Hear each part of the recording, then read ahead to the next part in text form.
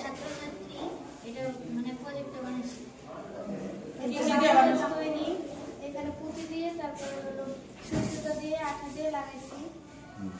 গুনা গুনা দিয়ে কেচি দিয়ে পেপার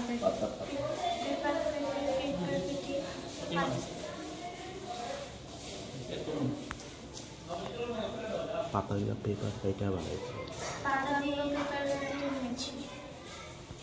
এটা আমাদের বানাইতে 2 দিন সময় একদিন সময়